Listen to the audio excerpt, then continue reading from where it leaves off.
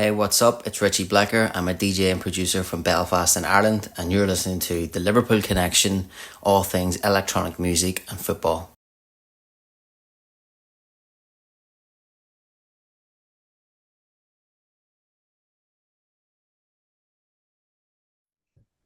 Hi everyone, welcome to the Liverpool Connection Podcast. I'm your host Daz. This is my music and football and more episodes where I bring on a DJ, producer, musician to talk about at least one of those things. Today I've got an amazing artist. I've actually wanted him on the podcast for a very long time, so I've kind of tracked him down and I've sent quite a few messages that went unanswered. But that's all right because he finally answered, and I got the yes, he'll do it. So I'm pretty privileged. But he's had tracks and remixes out on one of my favorite labels, Sasha's Last Night on Earth. Also Skreams of Unsound Mind on Stress Records, on Frankie Wild's Shen, Global Underground, etc., etc., etc. Today I've got DJ producer Belfast-born Richie Blacker. Welcome, mate. How are you, man? Thanks for having me on. You're welcome, and thanks for finally answering my Yeah, message. you said that. Like, was that not the first message you'd sent? Where were you No, send the messages to? Because I am desperate. Desperate. I could show you my phone now, and at my any given time, my email inbox, my text messages is like 660 or 70 unanswered text messages. I am the worst person for replying at anything. So don't take it hard. well, I think you had an older email address on there. Yeah, it's like the Richard Blacker at Hotmail. Yeah, I never Uh, use it anymore, so but I it seems to be a lot of it's on like I think at one stage it was still up on my SoundCloud and stuff, so people had found it through it. But yeah, I don't use that one. It was a good few years ago now, so it's probably why.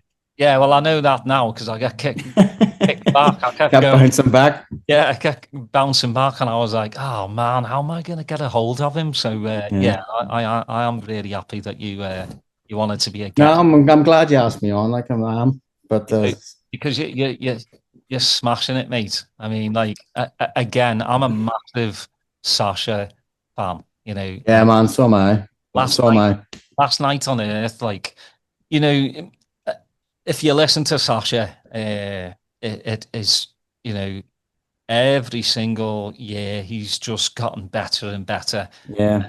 And What kind of blows my mind about like Sasha and John Digweed and them boys and like Nick Warren and all, it's like how they still stay relevant all these years later with like look how many times like the music industry's changed with the EDM scene with like but they've always stuck to their guns, but they've always kept it fresh, still sticking to that one genre. They've never jumped ship, and like it still blows my mind how relevant they still are, um and that's the end goal. I mean, it's fucking hard enough just even trying to make it and keep yourself relevant, never mind keeping a whole generation, different generation, multi generations all interested in your music. So yeah, that's the end goal really, but it's and extremely hard. label wise though, I mean, obviously the first thing that probably comes to people's mind about Sasha is progressive house, but then you go to the label and it's not all progressive Yeah, house. yeah, it's Oh, a mix of everything. Like you can really get surprised with some of the stuff that he is. yeah, Like you can look at like Nick Warren's label and Hernan's. It's like it's a certain type of style, and you know you're going to get that. But with Bedrock and with Last Night on Earth, you don't know what you're going to get when you get it in your inbox. yeah. Like every release is different, and every artist is unique, and the sounds are unique. He really has a really great ear for picking the music, and so when you do get picked for a release on the label, it's a nice feeling.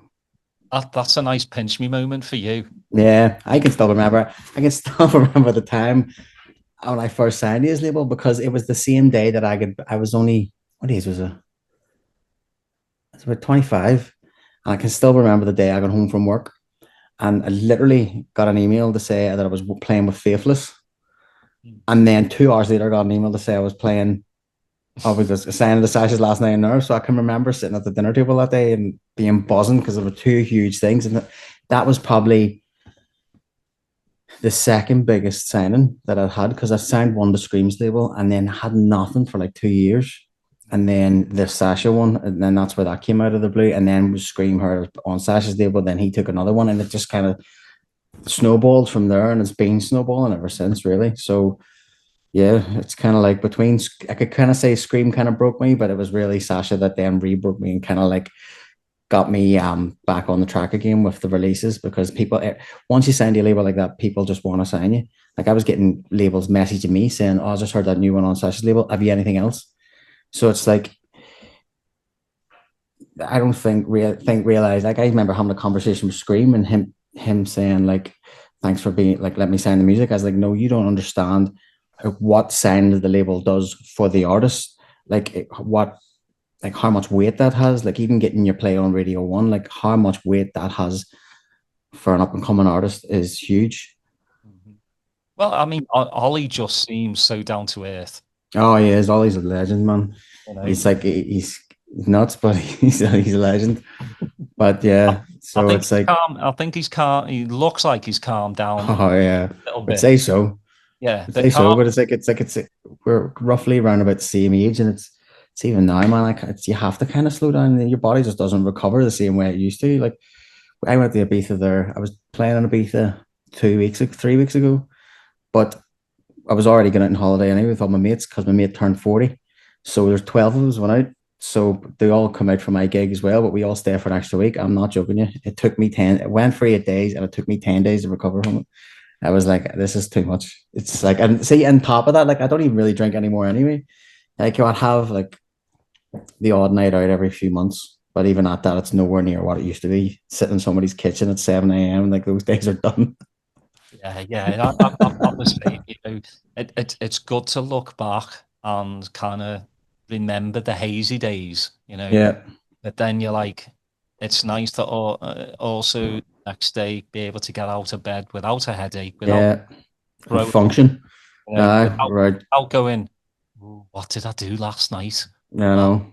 You know, But even like I remember like up until maybe mid late 20s, I could go and I could get hammered before a gig and go and do the gig drunk, and I still play good. See now, see, even if I even have a couple of drinks before I go on, the anxiety hits me and the nerves hit me, and I start to get nervous. So it's like I can't even do it anymore. It's like it completely has the opposite effect of you after you turn 30. So now I don't even drink when I'm DJing anymore. I'll maybe have like a beer or two towards the end of my set and then have a drinks after. But it's like now I don't even drink at all when I'm playing, because it's just like you can't handle it the same way you can when you were younger. yeah. Well, I mean, you've got a job to do as well. Yeah, well, this is the thing too. You have to treat it like a job, especially now that I suppose you get to the stage that I'm at now, where people are actually buying tickets to come and see you, which is another way you have to look at it too. But when you were just a bit younger and you were just doing warm up slots and all, but the point that I'm trying to make is that you could drink and do it, but now it's just like you can't. You have to slow right down. It's like you have to. It's too much, and especially with the travel and all as well in between. That's the main killer.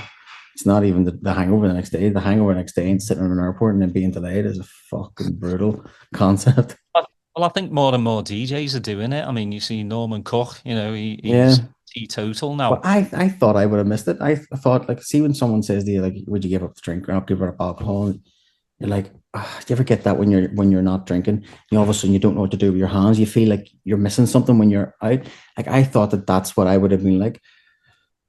But see, after about two or three of those nights out, that goes away, and all of a sudden you do not miss it no more, like at all.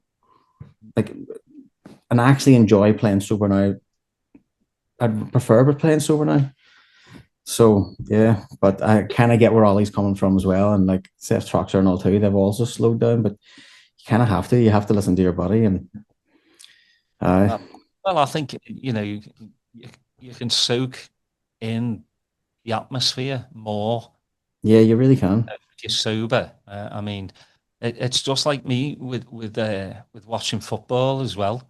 I had a lung collapse not too long ago. Not that you were telling me that in the text. Yeah, not that I was a heavy drinker like beforehand, but like I've been down the pub and I've had non-alcoholic like beers, And, I thought I would change, when you're around people and they're all drinking and they're all, dancing and having a good old time watching the football and stuff. I thought, I'd be the odd one out, Yeah. but I just feel a little bit better. Like, Well, for me, at the start, like, no, I don't need them at all. Like, for at the start, I start putting non-alcoholic beers on my rider, and that was the placebo effect that it was giving me, that I was still drinking. But now I don't even put them on my rider anymore. I don't need them at all, because, but for a long time, for a few months, like when I was trying to get into that rhythm of like not drinking at all, that the placebo effect of the non-alcoholic beers was the perfect thing, especially Guinness Zero. Like, that was a game changer. But yeah, you don't need it, man. You really don't. You think you do, but you don't. yeah, no, I agree with you. I do want to ask you about your roots and early influences. Did your mum and dad have any influence, like music wise? No, man, it was my brothers. My mum and dad weren't really into music at all, other than what would have been played on the radio, and they kind of liked the Beatles and things like that. My dad liked the Who, but I wouldn't have said they were huge into it. Like, my dad wouldn't have went to a Who concert, bought tickets that kind of way. They wouldn't have went and bought their LPs. They just liked those bands. They would have been the bands that they were into when they were younger. It was more my brothers, Paul and Kieran, because they were a lot older than me. They were like 10 years older than me. So when I was a kid, I was like, what, 6, 7. They had the top room in the house, the attic. It was converted in, so they shared their room up there, and they would have been listening to the rave tapes as they were getting ready to go to the art college to see David Holmes, Orbital, Left Field, 808 State, Andrew Weverell. So that's where they would have been going at the weekends to see those DJs. And I'd have been up in the room with them, sitting on the bed, listening to music, listening to the rave tapes that they had on them. When they used to go to the raves, I used to plug the headphones into the hi-fi and sit and listen to the rave tapes that they had. And then that's where I first discovered Sasha, from Kieran having a box full of like mixtapes, and Sasha was in there, David Holmes, Orbital. So that's where my music influence comes from, and you can hear it in my music, even though like all my other friends, when I went to school, like secondary school, really started getting into dance music, and they were all listening to Tiesto. I didn't know who the fuck Tiesto was when I went to secondary school. I had no idea who he was. They were like, "You want to be a DJ? Well, you never heard of Tiesto?" I was like, "No, I've never heard of Tiesto." I was like, "Have you ever heard of Orbital and 808 State?" They were like, "Nah." So that had like a deeper music taste and knowledge than what they did. But then that kind of crossed over. So that's where you kind of get my music influences from, because all my friends would have been into trance and like classic trance. So the melodies all kind of come from that side of things. But then the ravey side of it comes from like where my brothers kind of went to raise, and me having like an older sort of deeper taste of the rave music scene. So that kind of like, that's where it kind of collides. Well, you can tell in your productions, especially Yeah. your piano lines, Yeah. I'm a sucker for a piano line. yeah, you've just tweaked it for a new generation, and Yeah. it's so good to hear, especially when it's not just like a refix. You know what I Yeah. mean? There's a lot of like, especially SoundCloud. There's a lot of bedroom producers that have taken like SL2 or Yeah. Ragga They Twins. just put different drums underneath it, Yeah, kind of thing. It's that's it, and they haven't really upgraded how the piano sounds. But you've got it spot on, mate. yeah. It's it's it, it's great to hear because again, I'm But it's kind of like I just use the piano back in the 90s would have all been that big classic piano was from an M1. I just use the M1 plugin. So I'm really just doing what they did, only with a DAW, and then being able to manipulate the music more, hmm kind of give it a more of a modern twist. But I'm still recreating it with the tools that they use, the digital version of the tools that they used back then. So I'm not really reinventing the wheel. I'm just taking what they did and kind of like shaping it a little bit better. But yeah, I know what you mean. It's kind of like I think being able to manipulate that sound just a little bit more and put my own style onto it is really what made me stand out from everybody else that was just kind of, as I said, just taking it, getting the stems to it, or putting drums over the breakdown, things like that, and like looping it that way. So it's kind of like but you have to kind of stand out a little bit more by thinking outside of the box. So Yeah, well, I mean, production-wise, you hit it out the park. That's the thing, Again, bedroom producers, you can definitely tell, like on the highs and the lows, the bass is just not there. yeah, Again, you go on Beatport, thousands of records out every single day, and I spend quite a few hours on Beatport, like I would go into a record shop. It's just soulless. yeah. Yes. And I think that's what I was talking to someone a few days ago about like why did tracks become hits? Like, I mean, if Robert Miles' Children come out now, would it be lost in all the other shit that's getting released at the minute, or would it stand out?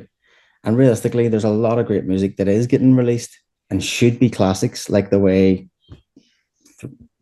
those tracks were. But it's because not everybody had access to a studio, and it was when it did get released, then it was around a lot longer as well. But it's just now anyone with a fucking computer can put samples together. They're not even making it; they're just putting samples together and releasing it, and it's just mediocre. It's just I don't think music has any shelf life anymore. It's kind of like they're just churning them out and trying to make a profit from it. And there's very few labels like Sasha's Last Night on Earth and Bedrock that are really sieving through it and hand picking the gems. And in a way, as a producer, when I want to try and get signed to a label, even now, it's sometimes you'll find it hard to get signed to the labels because when you're like a tastemaker like ourselves, you're sending tracks to a label, and yes, it might be a good track, but he's probably got 6 or 7 other ones that are just that little bit better, and then he has to narrow those down. So even though he would like to probably sign that, he's waiting to find those gems because he wants whatever he's releasing. It's the same as myself with Mess Express. I'm only wanting the best to put it out there because one, you need to make your label stand out and your brand stand out, but also as a tastemaker, you want that track to stand the test of time and not just to be another tech house bullshit. It's going to get swept under the rug, has no soul, it doesn't go anywhere. It's literally just a groove with a vocal on repeat the whole way through it. And it's like, yeah, for me, music is special and it has to stand out. And like as you said, you're spending hours on it, and that's the beauty of it too. It's like going to a record shop and digging through and trying to find that one gem, and like that's the joy in it, that's the fun in it. But well, I mean, I've had many guests on, and we talk about like the record shop was the meeting place. It was to socialize, but also to buy records. I mean, I'd be in there. I would piss off 3 Beat Records in Liverpool, Steve Parry, like all the lads in there, because I'd be in there like 4 or 5 hours, and I'd probably buy about 2 or 3 tracks. I'd listen to load, but those 3 tracks were like diamonds for me. Yeah, because I'm very snobby when it comes to music because it so am I. really has to move me emotionally. Yeah. Like I had a few times in there, like I'd have a bit of tears in my eyes. Some lad next to me, like, "What's wrong with you, lad?" It's like nothing. But music has to. It doesn't matter if it's just dance music. Could be rock. Yeah, I'm the same. I feel it has to like evoke something inside of you, and like people that like don't feel that way with music. It's hard to kind of explain to someone when they don't understand it the same way you do. It's like as you said, and I totally get that. It's like it has to really like evoke something inside you. It's like even when I make music too, it's kind of like when you create like a chord and it just works with everything else that you're making, and it's just like it's almost like an out of body experience. It's like, and it's mad to think like you are the only person in the world that has listened to that at that time, but it's crazy that how music can make you feel like that. And that's the drug. That's what you're chasing. You're constantly chasing that dragon. You're constantly chasing that hit, that dopamine hit of like, I'm like, if I can't get it off someone else's music, I'm going to try and get it myself. And it's like, that's what it is. You're just like a music junkie. That's exactly what it is. and you'll be a music junkie till the day I die. Well, I mean, coming up in the Belfast scene, that you've seen so many incredible DJs coming out of Belfast, coming out of Northern Ireland, and Ireland as well. Fergie, for Yeah, one. Fergie's a lad. Fergie kind of, to me, even though I'm He, not yeah, he was well, David Holmes as well, but he was more of the underground scene. But Fergie was the original Irish superstar DJ, and he always will be. I mean, it's what, 15 years old. I mean, Yeah, I'm not a hard house fan. I just, yeah, it's neither am I. But not me. you kind of like have to still tip your hat to him and Oh yeah, give that nod to him. Like, yeah, and he's still, he had he's his still at the top of his game. Yeah, he had the Vegas residency, or is he yeah, and still? Hakkasan. Yeah, Well, I don't know if he's still doing Hakkasan, but he would do it every now and again because I seen he was playing with Black Coffee there recently. yeah, So I yeah, don't think he's there every week, but he is still playing in Vegas every week. But I just don't think it's Hakkasan anymore. yeah. And the Belfast scene. I've been over. I've been to when Lush was open. Sad that it was closed down in Yeah, 2021, but it was just a vibe, an absolute vibe. I mean, yeah, you know, I I hark on about like the mobile phone generation. I can't get my head around it, but I oh understand. no, man, it's insane. Like we were in Ibiza recently there, and you're just standing there, and everyone's standing with their phones out. Nobody's dancing no more. But it's And there. at the very most, it's a two step, and it's just like it's Yeah, killing the dance floor. I think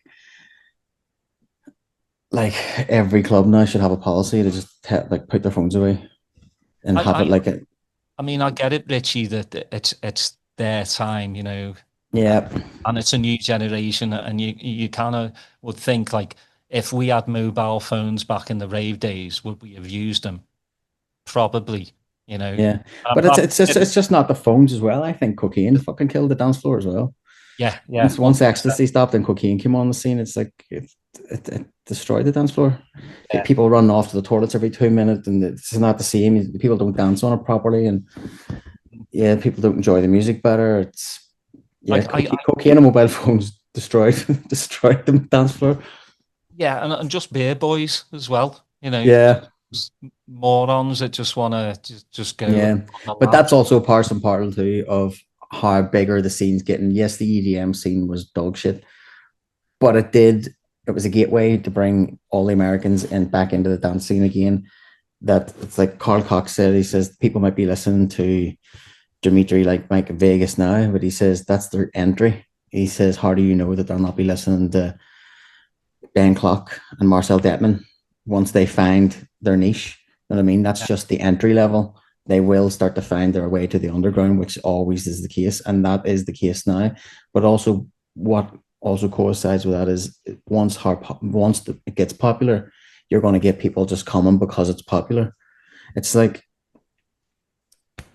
10 years ago, all you heard in the radio was bands: Kings of Leon, The Blossoms, Kasabian. I couldn't even tell you a band that's like top of their game now. It's like it's dance music is completely taken over, and it is the main music source for people to listen to and people to go out. It's like there used to be one club in your probably city that just played soul dance music all night, electronic music. Now everywhere's playing it, and it's just so accessible now that you're getting people going to raves that have no fucking interest in it. They're just because they hear it in the radio, and yeah. But in a way, it's like once it gets popular, it becomes its own monster too. So I do think yeah, in a few years it'll probably start going back into the underground again once something else, whatever the new fad is that comes along. But it just seems to be keep it just seems to keep growing and growing and growing, and it's just turned into this whole huge epic thing now, which is a good thing in a way, but also it yeah. be detrimental to the scene too. Yeah, well, I think especially in the States, EDC put on these massive events and Uh-huh. thousands go. In a few years, those kids are going to go, I've had enough of the main stage stuff. Just Yeah, like Land as well, it's a saying the main stage is a bit cheese on toast for me. yeah, But kids are going to want to go a bit more underground. They're going to start searching for these dingy clubs, the yeah. underground music. and they're going to find something that they really like, and that's what I'm excited about, you know, hopefully in the next 10 years in the States, there's more underground clubs popping up. I mean, I know in the UK, you know, at the moment, the club scene is kind of fading. There's a lot of clubs like, you know. Yeah, well, it's the same as in Belfast, man. There's literally like 2 clubs, 3 clubs that are worth talking about, and even at that, they're not great anymore. The scene in Belfast is terrible now, um, and it's all being controlled by the one group, and the younger promoters can't really come in and do anything anymore because they're being outshined by the bigger guys. They were trying to stop them because they see it as competition, but they're not even in the same bracket as them. So it's that they're still kind of trying to shut them down. And at the same time, too, just with the way the scene is and after the way COVID happened and everything else, it's just in the recession, it's just kind of really destroyed the scene in a way in the UK and Ireland. I'm not so sure about what the way the scene is in Europe, but it's like definitely the UK and Ireland. It's brutal, absolutely Yeah. brutal. Well, I mean, it's sad to see, like, you know, Motion in Bristol. Looks like it's going to shut down. Yeah, I've seen that. Someone actually posted something the other day, no, today, saying it was more than just a club and it was just a picture of the front door saying Motion. I didn't even realize it had closed down. Yeah. So yeah, I played there before as well. And Lush, you were talking about a minute ago, I played Lush a few times, and it's sad to see that the places that you had amazing nights in are gone now, and they're just part of history. And like that's a sad thing for the scene. And then also the clubs that are surviving are not even really clubs anymore. They're just these VIP shitholes that are cost a fortune to get into, and they're full of wankers in the VIP area that just want to be seen. And that's not what this scene's about, really. And it's hard to see Ibiza being like that now as well. But Well, maybe we're just old and what we like the way the scene used to be. Yeah, well, what made me feel a bit better is watching Sasha and Digweed at 528.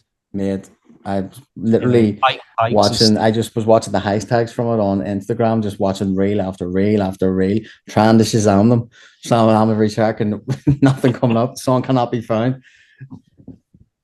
But I mean, to see a dance floor dancing, and there wasn't many people with mobile phones. Yeah. Again, that coincides with that being an older crowd.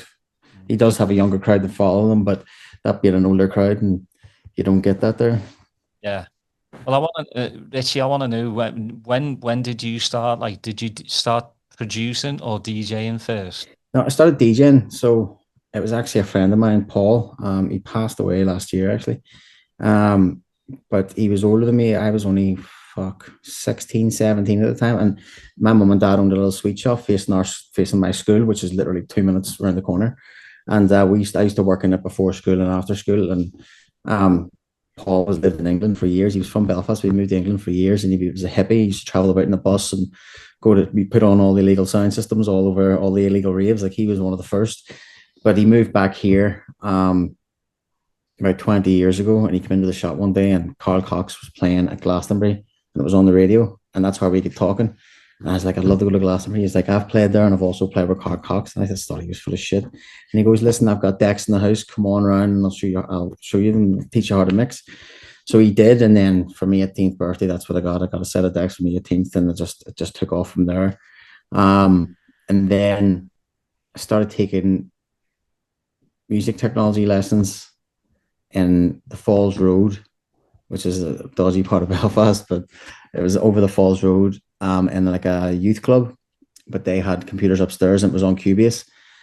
So they were doing classes on Cubase, and then I kind of drifted away from it for a while because I think once you find your DAW that you're used to, you'll be like a duck to water, but I just could not get my head around Cubase at all, and I thought this is fucking far too hard, stay away from it. Then as time went on, I was about 21, I got back into it again, and then it was really just that steep learning curve of trying to be able to make something with this, and then started signing to small indie labels that I don't even think those tracks are even on Spotify or anything now. That's how like indie they were, and they weren't even getting really released on vinyl or nothing. They were just putting it out there to the digital world, and I don't even know if you can still get them anymore. But even at that, I don't know why that the tracks get signed in the first place. Because if I ever go back and listen to them, I'm sure they're absolutely terrible. But then just started progressively getting better and better and better. The production started getting better, and then we started signing tracks to bigger labels, and it's just snowballed from there. But as I said, it is a steep learning curve, and like you can teach someone how to play guitar, but you can't teach them how to write music. And it's the same with electronic music. You can show someone how to use Ableton or Logic and how to play a few chords on the piano, but you can't teach them how to write music or what's good. And I think that's just something you develop over time with listening to other artists and being into music and really being like, fuck, how did he recreate that? And I still be like that now. Like, I'll listen to a track and I'm like, how did he do that bass line? Where did he get that synth from? How did he recreate that art? So I'm constantly picking things apart when I'm listening to them. And then when I'm on the computer, I'm trying to like refigure it out how he done that. So I think that's a good way of trying to test yourself and push yourself a little bit further as well when you're making music, is try and recreate things that other artists have done, and it'll teach you things and that you didn't not necessarily would have been able to teach yourself if you hadn't been trying to recreate what they done. So yeah, it kind of just took off from there. And yeah, so the production came after the DJing, and then it's just snowballed. Well, I mean, I think we all try to nick little things from people Yeah. that you admire. It's like the other day I'd listened to a Sasha Digweed set, and it's like I had quite a lot of because I'm on Steve Parry's promo list. On the I had SMP3, yeah. yeah. So I had a lot of it, but then you come back and you play him on the decks, and you're like, I sound nothing like Sasha and Digweed. You know, it's like a reality check. You know, you've got the same records, Yeah. but they play completely different. You know, and I guess it's Yeah, it's like production it's wise. kind of like it's that old saying too. It's like you can give two DJs 10 tracks and both DJs will make them completely different. Yeah. So but I know what you mean. It's and then also it's like hard like kind of bounce off each other too, because I've played back to backs for people before, and it's been like some have been really, really amazing, but 70% of the time back to backs are terrible. You never know where what person's going to go or what he's wanting to do. And then sometimes they'll play a track and where you were just getting off on, oh, I've got a track that'll fucking fit that next, and it'll take this on a fucking proper journey. And then he changes the whole direction of it. And so a back to back sometimes is fucking terrible. Like, so when you get asked to do them, I'm like, ah. So I usually try and head up the DJ beforehand and be like, right, we need to put some sort of like, not a playlist together, but like, what tracks are you playing in your set at the minute? Like, what's your big ones? And we kind of like bounce off each other that way. But just going into a back to back is blind is insane. I think, especially when you're going to play in front of a crowd too. And but what back to the point was, it's like how they play so well together. They just literally just bounce off each other. And that's I also think they know what where the other one's going in like 4 or 5 tracks. yeah. But also, I think it comes down to being able to trust that other DJ too. And then when you're supposed to be doing it for so long with that DJ, it's kind of like it's second nature. As you said, you can kind of like you see where they're going to go with it. You know when they're going to bring it down. You know when they're going to go back up. You can hear from a track that they're playing beforehand. You know that they're building it for a bigger track. And so, but yeah, they have something special. They have that bit of magic. Well, who would be your number one back to back if you had the chance? Andrew Reverill or DJ Harvey. Oh, Only because I would like to see how my music would bounce off theirs. But obviously, again, that comes back to I would obviously learn the message beforehand first and like kind of like see. But yeah, they would be two special ones only because I just love their DJ sets and love there's as selectors, they're top of the drawer for me. Like, yeah. Well, I think that's what makes them different from everyone else. You know, you can have a DJ, but then you've got like Andy Weatherhall, who's just a selector. yeah, He's absolutely mint. I There's a story where he went to his mate's gig, wasn't even playing, but was in his mate's ear like, yeah, that's off. by it. And that's the kind of person he was, though. I mean, he's obviously taking the piss, but I mean, your mate's like obviously concentrating, and you have Andy Weatherall in your ear going, "Yeah, that's off," because he's like Sasha as well. They've got this ear that's so tuned in yeah, to the music. It's just incredible, and like I've not heard one bad set from Andy Weatherall. I got to see him twice in my life, and I'm very blessed to have seen him play. But my favourite probably from him is when he played in Liverpool at 909, and he played like a 5 hour set, and nice. it just went from 90 beats to probably 125 in 5 hours. And I know that it's the cliche of like a DJ taking someone on a journey, but he did. He honestly like took me on a journey, and I wish I was there for that, because I think that was his last gig ever. So Fuck. it's Wow. just an amazing human being, and just his remixes were just he could remix rockabilly. Yeah, you really could. Like Pop I music. was listening to Primal Scream recently, Screamadelica, and I was just like, Yeah. how he had the idea of doing that with it. Like that is the pinnacle of thinking outside the box and not just going, right, I'm a DJ. There's a breakbeat loop underneath it, or here's a fucking 4/4 loop underneath it, and then we take it from there. Like it completely re-sculpted that track into something completely magical, and it just turned the record into what it was. It's just his brilliance. You know what I mean? Yeah. I don't think anybody else could have done it that way. Yeah, He really had like a certain way and a certain ear, as you said, with music and how he approached it, which is special because it's not something you see to this day. well, I think he brought a whole new generation into, because it was Yeah, indie dance, and a lot of students started to, get into the scene back yeah. He kind of he's right. He kind of brought over that indie crowd and then. amalgamated the two into like What's, a what's your unified favorite? one. What's your favorite from the album? Mine's Higher Than the Sun, because it's just, Yeah, it's kind of like one of those ones as well. Like, what's your favorite track? Like, yeah, I don't know if I could pick a favorite track. I could probably give you a top 10 favorite albums, but it's like, well, that's an album where it's just like, it's perfect. You know what I mean? It's kind of like, it's hard to pick one. And then be like, oh, I couldn't narrow it down. It's just for me that record alone, the whole record is just, it's perfect. yeah. Yeah, It just came at a time where I think, we needed something like that. And, because it broke boundaries for me. And it's a damn good album when you still play it today. yeah, that's what I mean. It still stands the test of time, and it doesn't sound dated. Mhm. It still sounds like an alternative left field track that you could listen to now if you went digging for something like that. But I think it was a wee bit before its time as well. Yeah, When you think I about it, yeah. But he was as a pioneer, is what he was, and there hasn't been, and I don't think there will be many like him.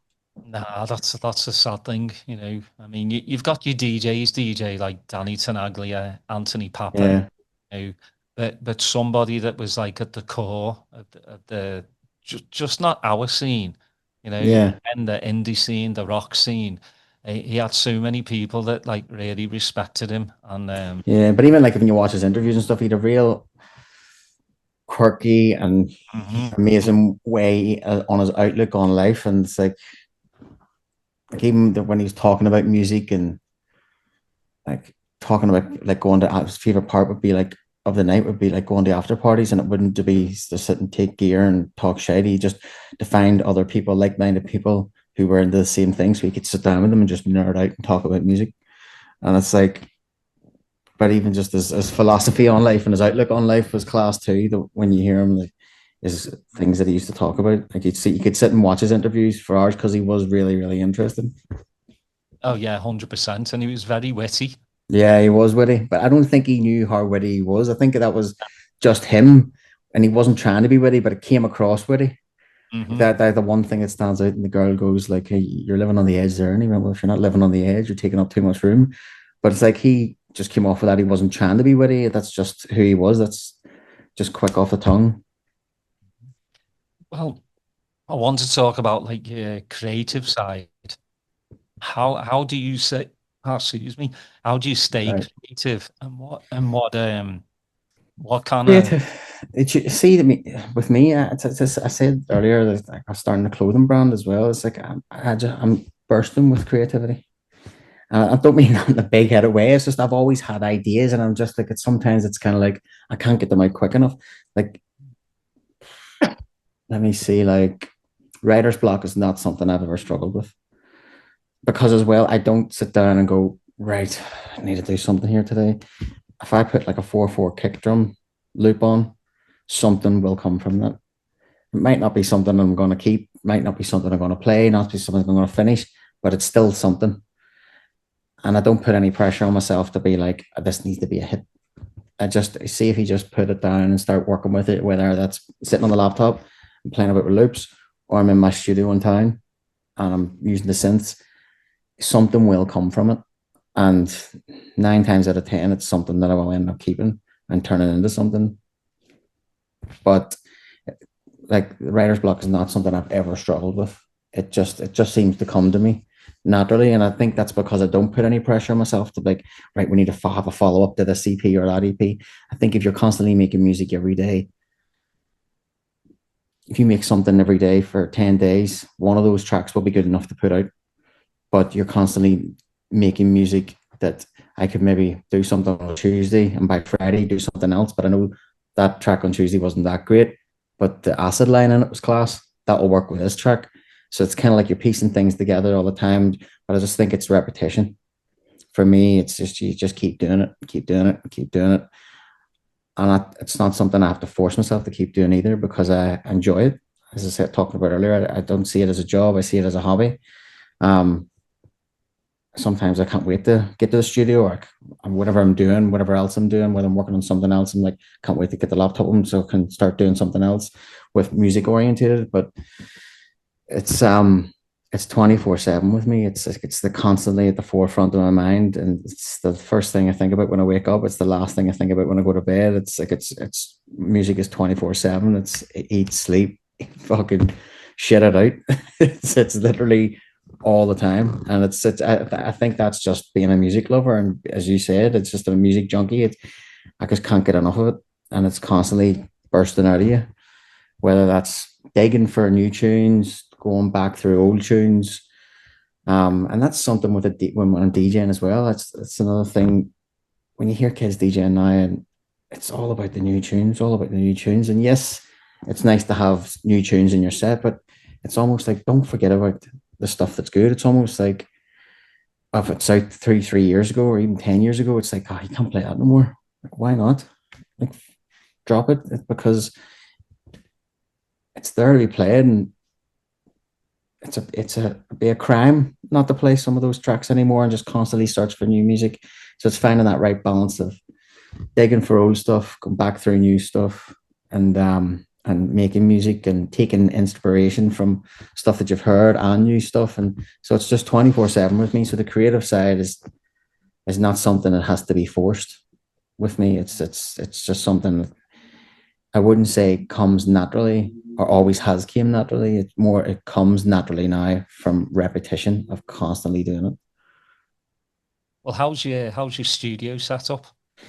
It's good. It's in my friend Chris's studio in town. He is a tattoo artist. For anyone that's into their tattoos, if they're watching this, his name's Chris Crooks. He is the ranked ninth best tattoo artist in the world. He specializes in Japanese art.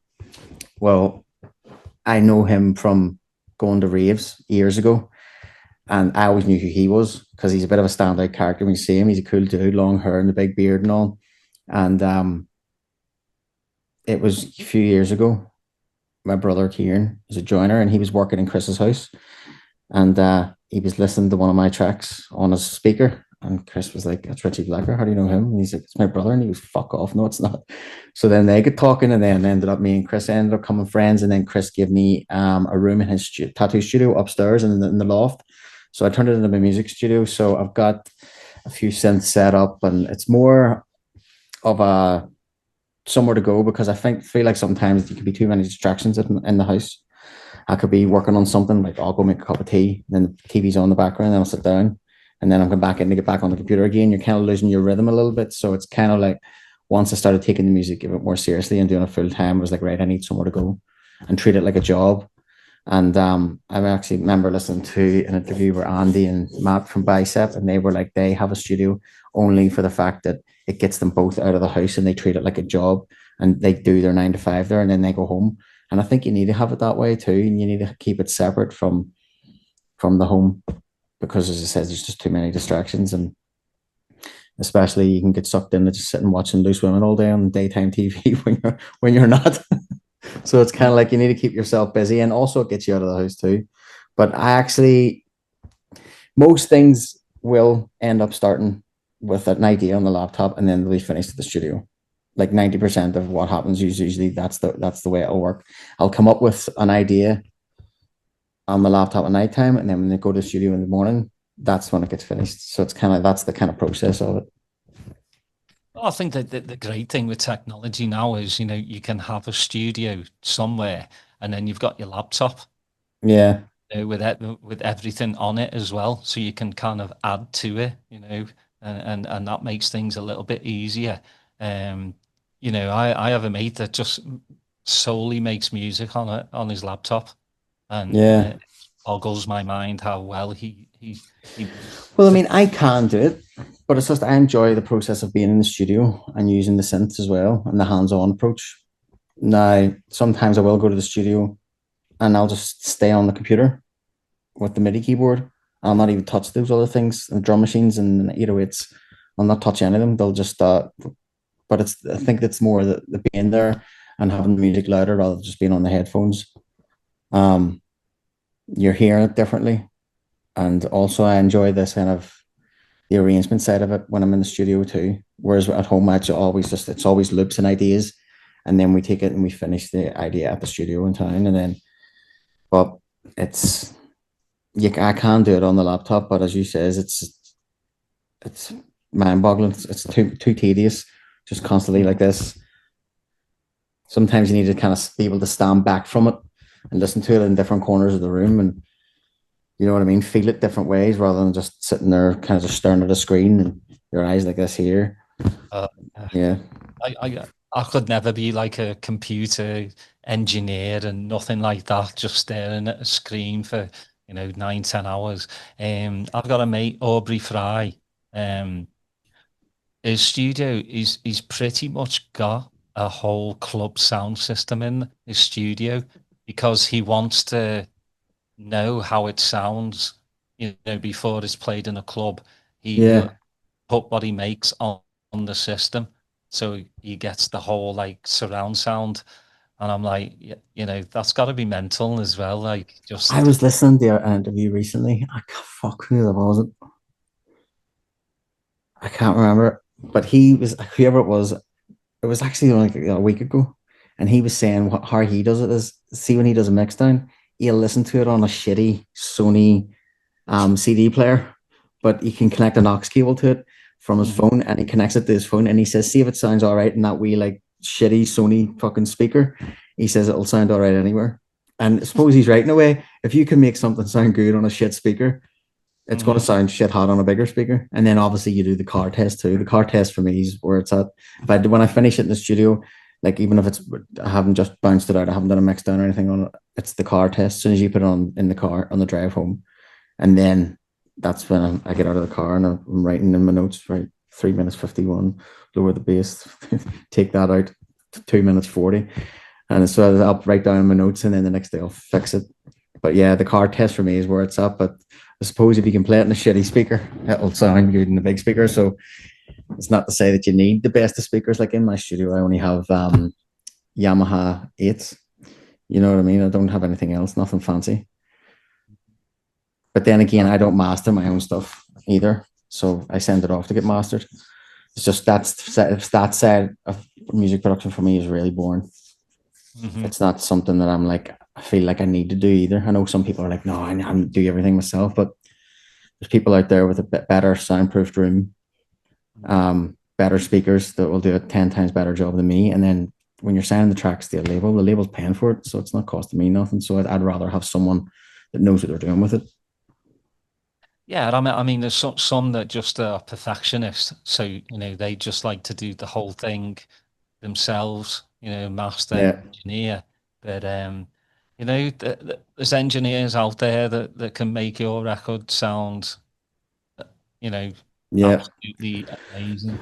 Well, I have an EP coming out. It's called True. There's 2 tracks, and I got 2 different engineers to master True, and both of them sent it back, and they both sound like different tracks. So, as you know what I mean? As you says, it's like you can get them, like both engineers I've worked with, and they're really good. But it just goes to show you that how they will, every engineer will have a different outlook on how they're going to do it.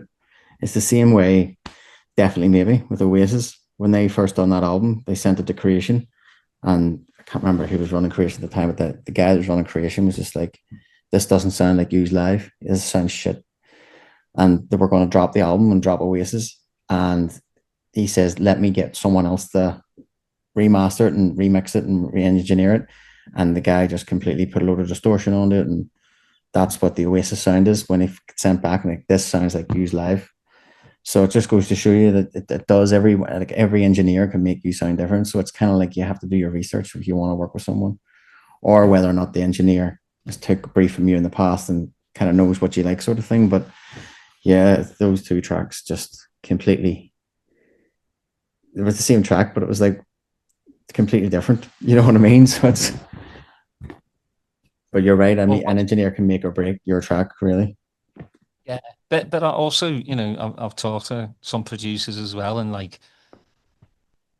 with engineers, they can also, like, you know, add something that you didn't want, and change. You know, you've got to be on the same wavelength as the engineer, because, you know, like it's your piece of art that you're giving to an engineer, and then, you know, they've got it back and gone. That's what in the past, what I found on that sense is that they will do what they're being paid for, and that because they're copying your brief, they're reading off your brief, or they're reading, like, they're taken from what the phone call you've had with them beforehand. But I can't remember his name. It's Mark Medley, is it? He's an engineer does all the big tracks. He's done like Dom Dolla's Miracle Maker and stuff. But he does a lot of work with Armada. So when I done the Spaceman remix, Babylon Zoo Spaceman remix, he gave me my brief back of how I wanted it. And then he gave me another one back that he done himself, which he thought would have been better and would have sounded better. And he was right. His did sound a lot better. So sometimes you will get that with an engineer too, where they'll give you, they see where you're wanting to go with, and they'll put what you need in, or because it's your track, but they'll also add a bit. So they'll give you 2 versions of it. And yeah, I was glad he did, because it really was punchier in places. And like, I was wanting to kind of keep the bass to the front, and he was like, no, keep it to the back and let the vocal and the lead come to the front and lower the kick. So let it all kind of breathe a bit better. And it did, it worked. And I'm glad he did, because if he had just followed my brief and then moved on to the next project, it wouldn't have sounded half as good, I don't think. So what's up with the new label, Mess Express? Now, is that going to be something that's predominantly you, or you? Well, I've done the first release on it. I kind of wanted an outlet to kind of give other artists a chance, the same way Skream and Danny Hard and Sasha gave me a chance. That they were kind of good enough, because I was getting sent demos left, right, and center, and I was like, "Who are you signing this to?" And they're like, "No one. We can't get no one to listen to it." And I thought it was a shame, especially these 2 guys called Panaflex from Bristol. They're fucking unbelievable. And other people in the label too. There was just the Bro Team boys from Greece, like, and they can't get the bigger labels to listen to their tracks.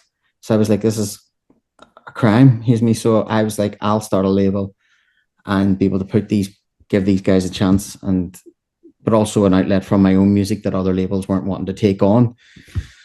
And then we're on our 24 releases now. We've had since about a year and a half, nearly 2 years now. So yeah, we're going all right. But we had our last one there just before I went away to Ibiza from Breppy.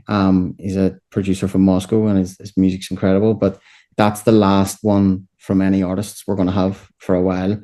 I think moving forward now for the next year, I'm going to be using it as just a kind of outlet for my own music, because I've just been making so much music over the last 2 years, because I kind of took a bit of a backseat with the whole music thing the last 2 years when my mum passed, and then 6 months ago my dad passed. So it was kind of like I was only getting back into the swing of things, and then my dad took sick and then he passed. So it's kind of like I took a bit of a 2 year break away from it, and it's something that I kind of need to address. I was talking to my manager about it 2 days ago. He was like, right, when we're making it, because this is the big release now with this True track coming in a couple of weeks. He was like, before it gets released, I think you need to go on, do an Instagram post, a reel, and just tell people like what happened, where you went, because I do get messages constantly like saying, where are you? Why are you not releasing music no more? Where have you been? And it's kind of like so much. It wasn't really where did I go? It was just, I think the drive inside me just kind of died.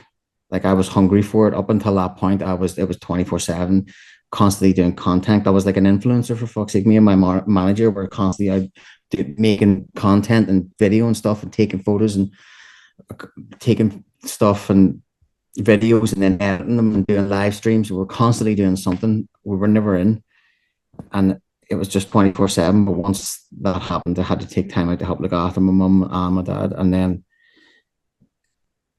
the drive inside me just kind of died. Now, don't get me wrong, I was still making music, and this is why, back to the point of why we're just going to focus on me for the label for a while, is because I have so much music to get out that signing my tracks to other labels, but anything that they're not taking, then we use Mess Express as an outlet for that, just to get as much out and get me back onto the level that I was at and get back on track again with the music, because as I said, it just took a bit of a hiatus of it for the last 2 years. So yeah, so understandable. I mean, losing your both your parents in that amount of time, and especially as I've you've put on your Instagram, I think 2024, right?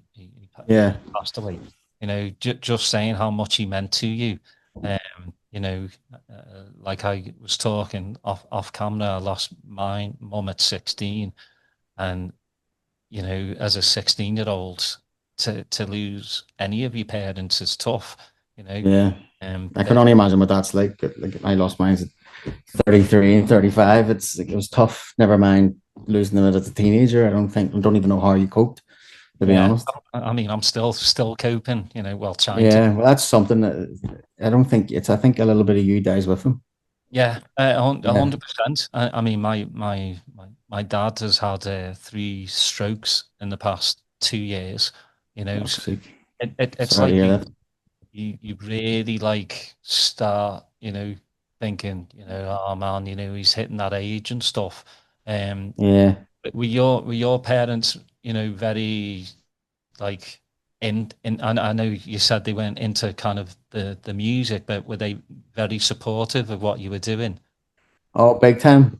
They really were. I remember like up until it's funny that we're talking about Sasha earlier on signing his label. Up until we signed to Sasha's label, they couldn't have named any song. It was just like, oh, he plays that fucking mad music, and they never got it, sort of thing. But once I signed to Sasha's label, and they kind of knew the relevance of it, like how big it was, because they knew I was a fucking massive Sasha fan, and like my brothers used to listen to Sasha too, and so they'd heard the name over the years always being mentioned. So when they knew it was like getting signed and how big it, like how excited I was about it, they started taking a bit more notice and all. So it's like, he says, when's Mess Express getting released and all? And where's Mess Express in the charts now? And like that's the track assigned to Sasha's label, and then he's like, what about Summer of Rave 89? What's the crack with this? Where is it in the charts now? Kind of thing. So they knew all the names, and they started taking a lot more interest in it. But no, they were always very, very supportive. Like my dad was like, never, even though he didn't get it at all. Like he used to drive me when I was younger as well. Like he used to drive me to all my gigs. That were further afield. Like I remember playing in Dublin one night, and he drove me to Dublin. He actually run me to my first gig at Lush as well. Waited outside in the car park. He wouldn't come in, and he's like, "I'm not getting in there. I'll not enjoy that." And all he says, "I'll wait here." And it was before like mobile phones were like a thing with the internet and all. And I remember he brought a paper with him. He sat in the car park of Lush just reading the paper. Good night. And yeah, so he's yeah, he was a lad, and I really really miss him. But that was one thing he said. Like he said to me, like the day before he died, we were sitting in the hospital, and he knew like how much of it affected me when my mom died, and it affected us all because we were a really really close family, and it really broke me after mommy died. Like I just couldn't get my head back in the game, and then once I did, because that was when things had really took off for me, and I kind of cancelled all my gigs. I remember playing in Bristol one night, and it wasn't Motion though. It was another place, and I got a phone call to say she took a turn, and I was like, I didn't even finish my set. It was with Mr. Souza. He was signed to the same management that I was, and I was like left my headphones, everything there. I was like, you play on. I'm going to the airport. I need to get a flight back to Belfast because my heart was hard scared that something would have happened and I wasn't there. So after that next day, that put the fear of God into me. I rang my manager. I was like, that's it. Anything else that we've got booked in, cancel. And he's like, Richie, it's fucking nearly 12 grand worth of gigs. Like, it's like, you can't do this. You're on the up. Like, I mean, is there no way you can kind of like just, I'll get you the first flight back the next morning and all and things like that. Says no, I mean, it's coming to the end. Like, I don't want to be away. So but she ended up not down for like another 8 months. So it was 8 months I took away from that. And then I spent about another 6 weeks, 7 weeks after that when she was buried. And then it was just like, right, let's get back on track. Got all the gigs rescheduled. And then I got through back into a lifestyle of sex, drugs, and rock and roll when you're grieving. And it was like the worst fucking scenario because then the gigs weren't the main thing no more. The main thing was as soon as I landed, it was just like, right, let's go to a bar. Yeah. And then you're turning up the gigs hammered and you're not playing well, and it starts to have a knock-on effect. And then my mental health wasn't great. And I was just like, right, I need to take a break from this for a while. And then I took 6 months away from it. And then my dad took sick. And it was just like, this is a fucking nightmare. So then, but what he said to me was, he says, I know how much that affected you with your mum. And he says, you can't let this affect you. And I know it's a massive shock, but you can't let this affect you. You have to get back to where you were again. And so that's what I'm saying. Like, I was making music for those last 2 years. It wasn't like I was sitting in the house doing nothing. I was constantly making music, but I wasn't chasing the gigs anymore. It was almost like. Do you think that changed the way you made music then? Because obviously your emotional state. Yeah, definitely. And as well, at the same time too, it's like I also knew if I was going to make a comeback, I had to change from the breakbeat ravey thing a little bit. I couldn't just be relying on it anymore because I was still making it. I was selling it to labels and they weren't really biting with it no more because that scene's kind of like past now. So it was kind of like, right, I need to reinvent myself a little bit if I am going to come back to kind of give myself a bit of a buzz around my name again. Make it a bit more exciting as I'm making a comeback sort of thing. But also still try and keep that nostalgic Richie Blacker sound in there somewhere. So a lot of the stuff now is a lot more club focused and dance floor focused. But it's working, and I'm really, really excited for everyone to hear it. But yeah, it's like now moving forward is definitely we're just going to be using the label for anything other labels don't want. We're using Mess Express as an outlet for it, just to kind of churn them out. And so the plan is to now try and have a release it every 6 weeks, 6 to 7 weeks, from now until the end of next year. And there's enough music to do it. So more than enough music to do it. In fact, I'd need to have an alias to kind of put them out under that way as well, because there's so much of it, and it's trying to narrow it all down and which one's going to come next, kind of thing. But yeah, so that's the plan moving forward now. Nice. Well, yeah, I look forward to hearing. Yeah, I'll send you over some bits after this. Well, the Nathaniel Cable one, I'm loving the innocence. Yeah. That was another thing that was done. I'd actually, right, so I have Mr. Souza, we have a collab coming out on the same label.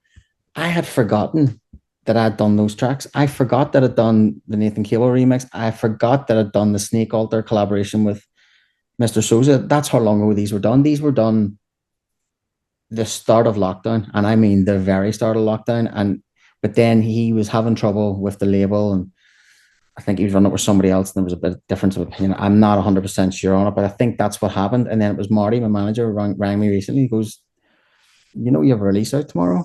I was like, what? He was like, yeah, remember that Nathan Cable remix? I was like, you're joking me, yeah. And he says, they're sending you a vinyl for it as well.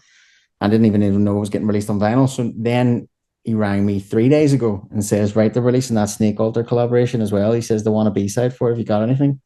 I was like, right, I've loads of stuff there. Like, I'll get you something. So it's like those, they were done that long ago. I completely forgot about them. So, and there's also, he was running, I can't even remember the name of the label, but it was a remix. He asked me to do a remix of Hold That Sucker Down. So I'm assuming it's going to be getting released at some point, but that was all done around about the same time. So I'm not sure if it's going to get released or it's not, but yeah, so it's in the pipeline too. Well, yeah, I mean, I just, it connects to me again, the Innocence remix. I mean, I love me breaks and I love me emotional breaks, Yeah, I'm the same. I mean, for me, Hybrid are the dons of Yeah. breaks. They just, I mean, they use the whole symphony. Yeah, I mean, Finnish Symphony's unreal. yeah, Unreal. It's one of my favorites. Sniper for me because Yeah. well, I mean, that whole album is absolutely Yeah. just incredible. But yeah, I mean, prog breaks has always been there, and they'll always be there. But it's just something I really like listening to. Yeah. Well, I'm the same, and I love making it too. And like most things, when I'm making it at the moment, I'm like, when I make it with a 4/4, I'm like, does it work with breaks? Because if we do an album, which I'm working on as well, I'm like, I think the album's probably just gonna. I don't think there's gonna be any 4/4 at all. I think we're just gonna have the completely like ambient and breaks, for the album, and then we do like a club version of the album afterwards, a second release, and it'll just be all the club versions of all the tracks. But yeah, I'm a sucker for it too. But it's just, I would love to keep making the breaks, but it's just not connecting with promoters anymore to get gigs and get touring again. I need to be kind of like, for the foreseeable anyway, I need to kind of make music that's more dance floor focused until I'm back to where I am and I'm getting enough gigs, and then I can go back to doing the breaks again. Or at least a release, breaks, release, and then a 4/4 breaks, 4/4, just kind of work it that way. But for now, it's going to be all club focused music. Well, I mean, it makes sense. I mean, especially like, if you kind of want to play in America, Yeah. do the club friendly kind of dance, Yeah. music. Florida obviously always massive for breaks, but Really? yeah. I mean, Florida's always been about breaks. It's Right. I went to art school in Savannah, Georgia, so I used to go to Orlando all the time, and that's the first time. Like, I'd seen Sasha and Digweed before, but that was the first time they'd been to the States. They're a place called Beecham Theatre called Oz. Kimball Collins and Chris Fortier brought them, Jimmy Van M, and it was just Jimmy Van M, yeah. Was that on the tour? They have it on YouTube. It's like a documentary. Oh, well, I mean, the Jimmy Van M did the the Delta tour. tour, yeah, which was absolutely insane because they did like stadiums, but yeah, Florida's very breakbeat, but I know prog breaks are good over here, but like it's more the 4/4 stuff that I think Yeah. that people kind of can dance to, or at least wave the phone to. Get it on video for the videos I'll never watch back. Yeah. Mate, it's like I say, an hour has already passed, and talking about things that It didn't even seem like an hour, mate. I know, actually just see as you say that, I looked it up. Here's me. That could have been only like 40 minutes. yeah, Time flies when you're having fun, Daz. It's been an absolute pleasure. Like I said, I've wanted you on for a long time, and I know, but I'm just raging up now myself that we didn't see those messages. Obviously, you were just emailing the wrong email, but well, I must have been sending a pigeon. and you finally got it. But no, got there in the end. Yeah, yeah, things work out for the way they do, and I'm very privileged to have yourself come on No, man, honestly, thank you for having me, Alan. I should really appreciate it. It's nice talking to you. and I wish you all the best with the label and getting back out there, getting these DJ gigs, Cheers, especially man. Appreciate it. you know, hopefully you come across the pond at Well, some when I point. do, and if I get a gig in Texas, I'll hit you up. Yeah, I mean, well, there's two really. I mean, we in Austin, it's called the Concourse Project, and it's a massive warehouse. I think it holds about 2 to 5,000 people, and Fuck. the production level there is just on point. And I think they got like number 2 or 3 best club in America, which is massive for Unreal. Austin. And then 3 hours away, you've got Silo in Dallas, which I've heard of brings in, Silo. Heard yeah. of So Silo. I'm seeing Sasha in September, and I can't wait for that. Yeah, I I'm think. playing with them in October in Belfast. Well, you don't have to get all big headed about it. Come Yeah. on, my head would be about this. You wouldn't even fit it on the screen if I was playing. But no, I wish you all the best, mate. And if you want to check out Richie's music, you can go to Beatport, Spotify, anywhere that good music is on the platform, and also Richie Blacker bandcamp.com.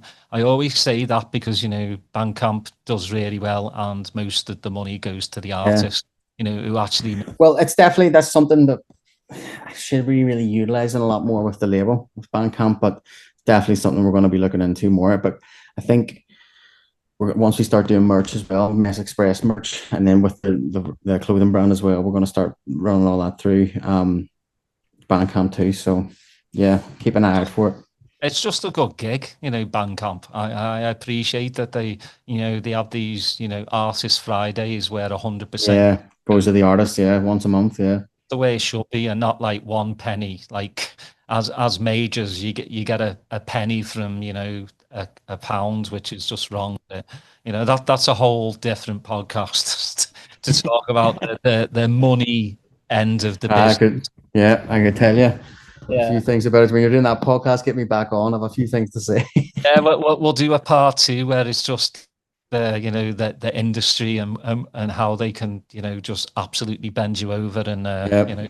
take it from you. But thank you again, Richie. No worries, man. Thank you for having me on. Appreciate it. Thank you everyone for listening. Please like, subscribe, put your notifications on. Please go check out new artists, and please go check out older artists. You might find many records that you've never heard of that are from 20 years ago that you're like, holy crap, this is good. And as I always say when I leave the episode, please look after yourself. We live in a crazy world right now. We've got to get that love back, But stay safe, look after one another, and we'll see you next time.